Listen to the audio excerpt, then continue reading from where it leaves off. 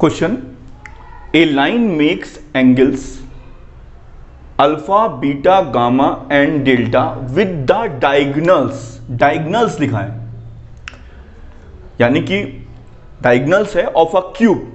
जैसे आपका एक रूम है जो आपका क्या है, क्यूब शेप में है। मान लीजिए आपके पास रूम है एक, ये रूम मैंने आपका बनाया है और जो क्यूब शेप में है, तो क्यूब में क्या होगा, सारी साइडें इक्वल होंगी, तो मैंने उस साइड को स्मॉल ए माना है। अभी मैं समझाता हूं पहले क्या करना है। एक लाइन है makes angles alpha beta gamma and delta with the diagonals. एक लाइन ऐसी है जो चारों डायगनल्स के साथ जो है ये एंगल्स बना रही है of a cube. Prove that cos square alpha plus cos square beta plus cos square gamma plus cos square delta equal to 4/3। आपके सामने आप इमेजिन करिए, यहां देखने में उतना अच्छा समझ में नहीं आएगा, आप इमेजिन करिए कि आप एक ऐसे क्यूब रूम में बैठे हुए हैं जिसकी हर एक साइड आपकी स्मॉल ए है, ठीक है। तो आपका कुछ इस टाइप का फिगर बनेगा। समझ लीजिए ये आपका फर्स्ट क्वाड्रेंट में बन रहा है, क्योंकि 3D में कितने क्वाड्रेंट होते हैं, 8 होते हैं, तो यहां ये फर्स्ट क्वाड्रेंट में यानी प्लस प्लस प्लस। तो सारे के सारे आपने जो पॉइंट्स थे वो आपने इसमें मेंशन कर दिए। मैंने एक लाइन ली है OE, ये एक तरीके का एक डायगनल है OE। डायगनल तो इसमें बहुत सारे बनेंगे, तो ये आपके सामने, अब मैं इसका आंसर बता रहा हूं आपको, इसका आंसर कैसे क्या होगा, ये कैसे प्रूफ होगा।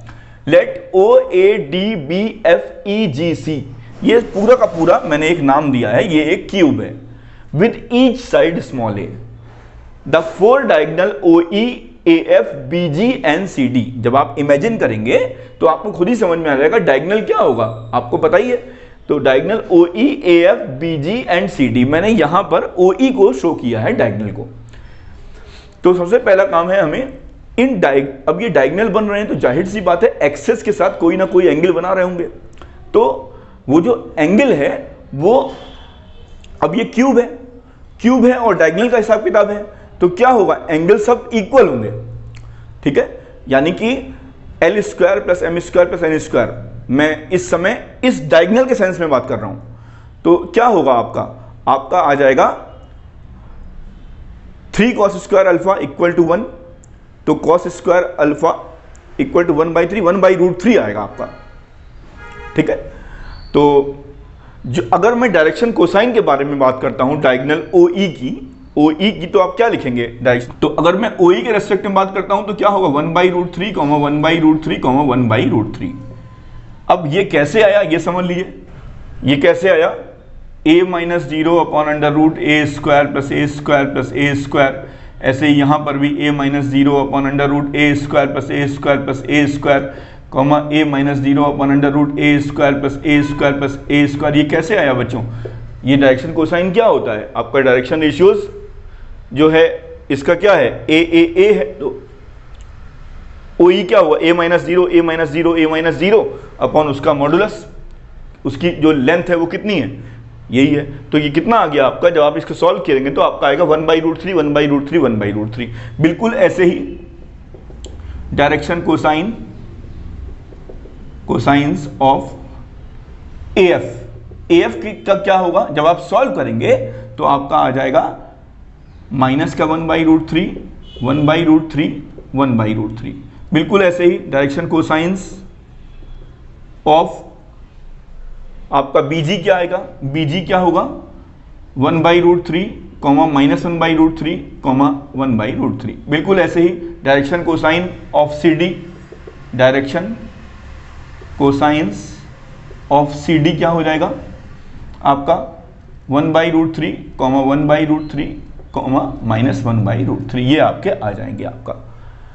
अब आप देखिए ध्यान से, एक लाइन के बारे में उसने बोला है, let LMN be the direction cosines of the given line. ये लाइन जो है वो एंगल बना रही है alpha beta gamma delta with the diagonals of a cube, ठीक है। तो यानी cos अल्फा क्या हो जाएगा 1/√3 L plus M plus N, ये आ जाएगा। बिल्कुल ऐसे ही cos बीटा क्या आ जाएगा, cos बीटा क्या होगा 1/√3, यहां पे क्या होगा minus L plus M plus N होगा। cos गामा क्या हो जाएगा 1/√3 L minus M plus N हो जाएगा। कॉस डेल्टा क्या होगा 1/√3 L plus m minus n हो जाएगा। अब आप क्या काम करिए, इन सबका स्क्वायरिंग करके इनको ऐड करने की कोशिश करते हैं। जब आप इनको स्क्वायरिंग करेंगे तो cos square alpha plus cos square beta plus cos square gamma plus cos square delta equal to 1/√3, तो 1/3 हो जाएगा। यहाँ पर स्क्वायरिंग जब आप करेंगे तो ये आपका आ जाएगा L plus m plus n whole square plus फिर minus L plus m plus n whole square plus L minus m plus n whole square फिर plus L plus m minus n whole square. जब आप इसको पूरा solve करेंगे तो बच्चों आपका 4/3 आ जाएगा। ये क्वेश्चन थोड़ा सा टिपिकल क्या है, थोड़ा सा लंबा क्वेश्चन है ये। इसको भी मिसलिनियस में ये था क्वेश्चन, तो मैंने कहा कि हो सकता हो कभी मल्टीपल चॉइस में कोई क्वेश्चन आ जाए आपका किसी कंपटीशन में, तो आप एक बार देख लीजिए इसको। Next question most important question है ये। Find the vector equation of the line passing through the point and perpendicular to the two lines. तुरंत इसका कॉन्सेप्ट बनाइए। अब की बार एक लाइन है, उसका इक्वेशन निकालना है, और वो लाइन क्या है, दो लाइनों पे परपेंडिकुलर है, दो लाइनों परपेंडिकुलर है।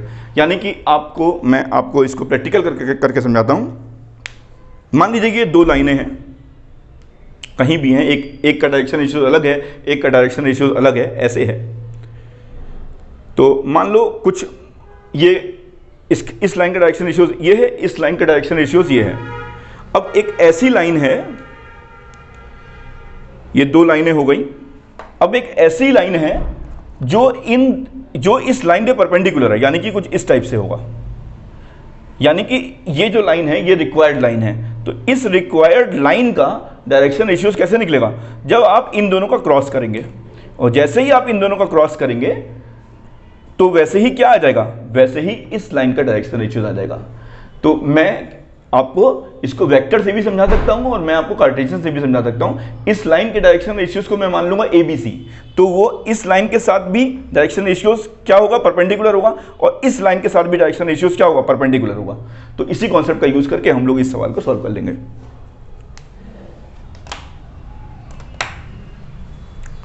सबसे पहले required line, required equation of the line क्या होगा, x minus 1 upon a y minus 2 upon b equal to z plus 4 upon c। जहां ABC क्या है, उस रिक्वायर्ड लाइन के डायरेक्शन रेशियोज हैं।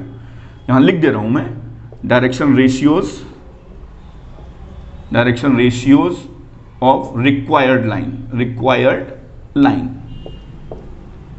अब मैंने आपको अभी बताया कि ये जो लाइन होगी इसका इसके साथ भी कनेक्शन क्या होगा, परपेंडिकुलर होगा, और इसके डायरेक्शन रेशियोज के साथ भी परपेंडिकुलर होगा। तो पहले मैं इसके साथ करता हूं।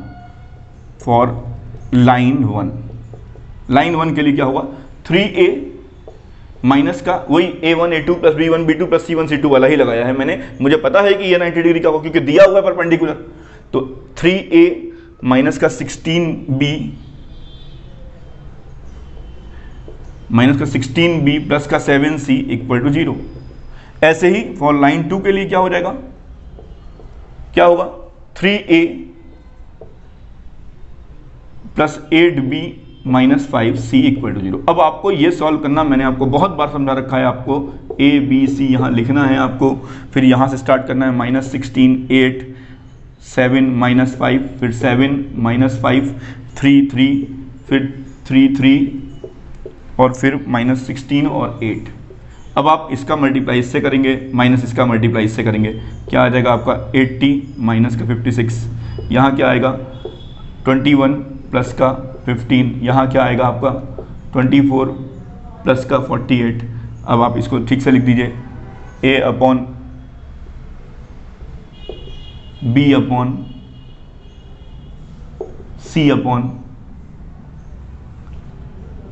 अब आप इसको डिवाइड करना चाहें तो डिवाइड कर लीजिए। ये आपका 4 से हो जाएगा, 4 6 24 4 9 36 और 4 का 18 आ जाएगा। 2 से हो जाएगा, अब ये 3 से होगा, ये 3 2 6 3 3 9 और 3 6 18। तो आपका जो a होगा वो क्या आ जाएगा, जो आपका a है वो क्या आ रहा है, ये आपका किसके किसके प्रोपोर्शनल में आ रहा है, 2 लैम्डा और बी जो है 3 लैम्डा और सी जो है वो 6 लैम्डा। यानी कुछ नहीं करना है आपको बच्चों, यहाँ पर केवल आप लिख दीजिए x माइनस 1/2 y माइनस 2/3 और z प्लस 4/6, यही आपकी रिक्वायर्ड लाइन होगी। इस क्वेश्चन का जो कॉन्सेप्ट था बच्चों, एक बार मैं फिर से आपको बता दे रहा हूँ कि जैसे मान लीजिए ये 2 लाइनें थी, ये 2 लाइनें ये हैं और एक ऐसी लाइन है जो इससे परपेंडिकुलर है, ये ऐसी लाइन है जो इस पे परपेंडिकुलर है। तो मैंने कॉन्सेप्ट लगाया कि इस लाइन का डायरेक्शन रेशियो इसके साथ परपेंडिकुलर हुआ और इस लाइन का डायरेक्शन रेशियो इसके साथ परपेंडिकुलर हुआ, बस वही कॉन्सेप्ट लगाया, सॉल्व कर दिया, आपका आंसर आ गया। Thank you.